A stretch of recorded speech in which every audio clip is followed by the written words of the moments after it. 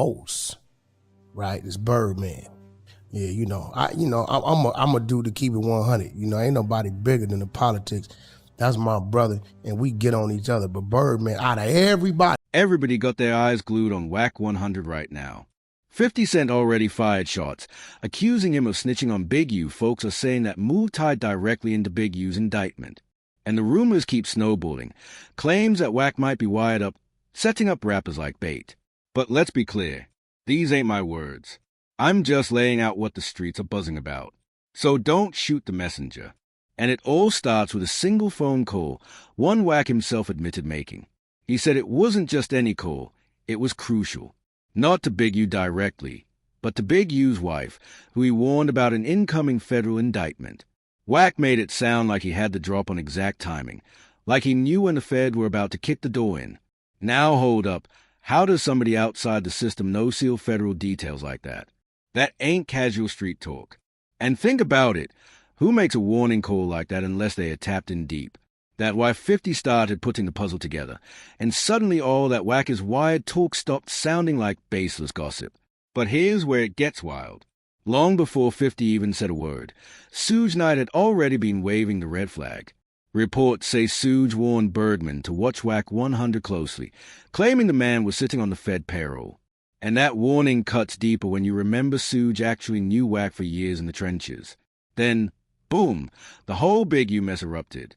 A 43-count indictment slammed down like a wrecking ball. RICO charges, extortion, wire fraud, serious time that can bury a man alive. The feds even linked Big U to a 2021 case tied to the death of young musician R.W. But here's a curveball. None of that showed up in the full 75-page indictment. Word is Nevada has that piece tucked away separately. But what really shook people is when the Fed started pulling Wack's own clubhouse rants and podcast clips, flipping his words into evidence. And the craziest part? Wack didn't even deny it. He laughed. That's not the reaction of a man worried about being named in a federal case. That's the type of laugh that makes people wonder if he's playing for the other team. And let's not act like this is brand new. People been side-eyeing Wack since 2006. Back then, Wack and his brother got pulled in Texas with a loaded strap and more in the car. Both were felons. That should have been an easy open-and-shut federal case. But guess what? 5 years later in 2011, it just disappeared. Not tossed on technicalities, not because cops mess up. The motion to suppress was denied. Instead, the whole thing got dismissed under something called interest of justice. And if you know court lingo, that usually screams one word: cooperation. That's when folks really started watching Wack differently. And right after that, his career took off like a rocket. Suddenly, he's everywhere, managing stars, leaking so-called insider info, and acting like he's got ears in every room. Meanwhile, dudes around him kept catching cases. And the questionable moves didn't stop there. Word on the block is Wack got caught on a federal wiretap, on a call with a dude named Stutterbox, who's tied to a Main Street Mafia Crips case. And on that call, Wack wasn't just talking, he was connecting dots. Some even believe he was helping the feds map the whole thing out. And let's not forget, this ain't the first time these whispers followed him. Back when he and Birdman were tight, they even ran Cash Money West together. But it all flipped when Wack started managing Tekashi 6ix9ine. For a man already accused of federal ties, linking with 6ix9ine was career suicide in the streets. Even Wack admitted Birdman pressed him about it. Birdman didn't air him out publicly, but folks noticed how he backed off, keeping Wack at arm's length, and that spoke louder than words. Which circles us back to 50 Cent. Wack manages a game, and everybody knows the bloody history between 50 and Game. That beef was chaos, pure fire. Instead of letting it fade, Wack kept pouring gas. He went on platforms throwing shots, saying 50 ain't street anymore, that is only protected by the industry. He even pushed the idea that 50 had to check in anytime he touched L.A., basically. He painted a picture where without clearance, 50 couldn't even move safe on the West. And Wack didn't just say it for clout. He claimed real action. He told the story about pulling up heavy at the SLS Hotel, ready to press 50 face-to-face. But when they rolled up, Wack said it looked like a straight military op. According to him, 50's security was so deep it looked like Navy SEALs strapped up with heavy artillery. That mental image had people online clowning Wack hard. Like, Why even admit that? And then, just like clockwork, the BMF talk came storming back. Wack turned his sights on 50's entire portrayal of Big Meech and BMF, blasting him for exploiting the story. He accused 50 of milking every drop of the BMF name just to stack his pockets higher. And when you tie all these threads together, the indictments, the wiretap rumors, the past cases, the street beefs, the question lingers louder than ever. Is Wack 100 moving as a boss, or as a Fed asset hiding in plain sight? But here's where things really get strange. While Wack's been everywhere throwing shots left and right, 50's gone completely quiet. No slick IG captions, no power style memes, no trolling at all. And for a man who built his entire brand on online smoke, that silence was deafening. That's when whispers started morphing into serious conversations. According to sources close to the situation, 50's silence ain't just strategy, it could be survival. Word is he believes Wack is sitting way too close to federal fire, and maybe, just maybe, Wack's trying to bait him into a trap that could flip legal real fast. And right as the internet started buying that theory, the Big U indictment dropped. Suddenly, all the puzzle pieces looked like they lined up. A massive federal RICO case with 43 counts naming 18 members of the Rolling 60s. But guess who wasn't on that list? Wack. And here's what made everybody start side-eyeing hard. His voice was reportedly all over supporting paperwork. That doesn't add up. If you're deep in the conversations but not named in the indictment, the questions practically write themselves. And just as the heat started climbing, Wack tossed another bombshell that made the streets buzz even louder. He claimed Adam 22, the founder of No Jumper, got swept up in the same RICO mess. Remember, Wack's a regular on that platform, so this one hit close.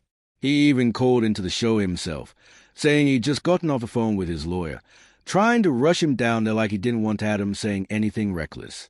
According to Wack, the Fed scooped Adam up that very morning and even circled back later. But then Wack added another twist.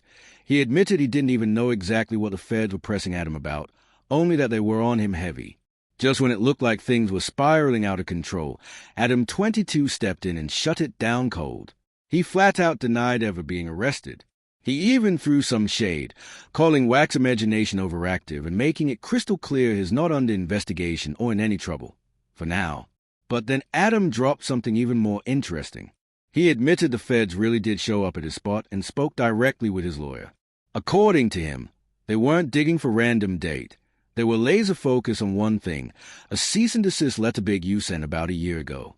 Yeah, the one demanding they take down a podcast episode where Loose Cannon supposedly claimed Big U had prior knowledge of what was going to happen to Nipsey before it went down. Adam pointed out that the letter isn't mentioned anywhere in the original indictment or criminal complaint, and that's what makes it look extra suspicious to him. It left Adam questioning what exactly the Feds are really digging for when it comes to Big U. And if Adam's confused, imagine how the rest of the streets are feeling, watching these moves unfold like a chess game nobody else has the board for. And just like that, the spotlight swung right back onto Wack 100, since he was the one who dragged Adam into this storm from the jump. But here's the catch. Wack himself ain't on that indictment either. Still, he somehow knows way too much. That's when the internet turned heavy on him. Folks started flaming him with the nickname Rat 100, and the comments were brutal. One user joked, Wack is a terrific informant, man of many talents, snitching being one of them. Another added, I never saw a so-called G that knows as much about the Feds. And this wasn't just trolling, it was years of suspicion boiling over. You hit up Big U's wife, you said, Sis, 911. One sec, let me get Solo. And you gave him a heads up in caps, all caps. He needs to leave. I said so bad, right? Yeah, so bad.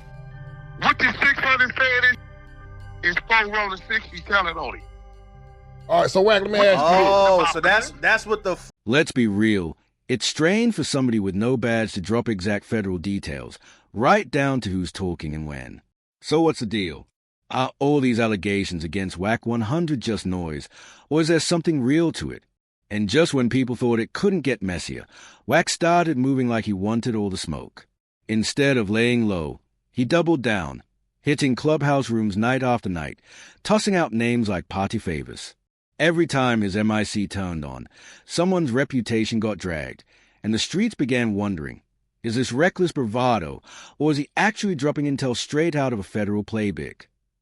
Meanwhile, rappers who once stood beside him quietly pulled back, keeping their distance like they didn't want to get caught in the blast radius.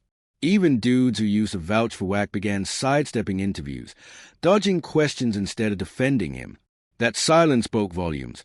When your allies won't ride, it usually means they are questioning you too. But here's the wildest twist. Wack doesn't seem scared at all. Instead of denying the rumors, he laughs, even daring people to prove it. When the rat talk comes up, he acts like every headline just makes him bigger. Every accusation keeps him trending. And truth be told, it kind of does. He's turned controversy into his personal brand. The more people accuse him, the louder he gets. Some say this is a survival tactic. Stay so loud, so public, that nobody can catch him slipping behind closed doors. But others think he's playing with fire. They believe this game only ends in three ways: a courtroom, a cell, or worse. Because at the end of the day, when feds, rappers, and even your own peers all keep your name in their mouths, it means the block is watching close.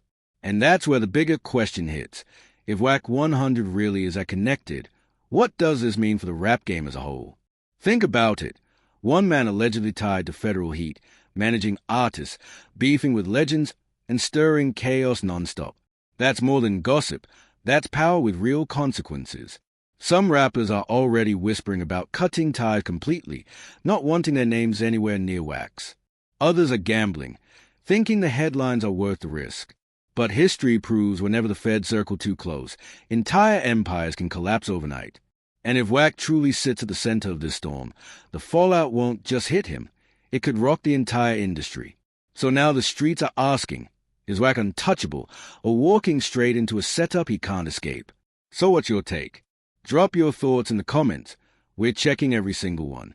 And if you're rocking with these raw street stories and unfiltered breakdowns, smash that like, hit subscribe to the Gossip Channel, and keep it locked right here. Don't miss the next wild video. Click on one now and dive deeper into the chaos.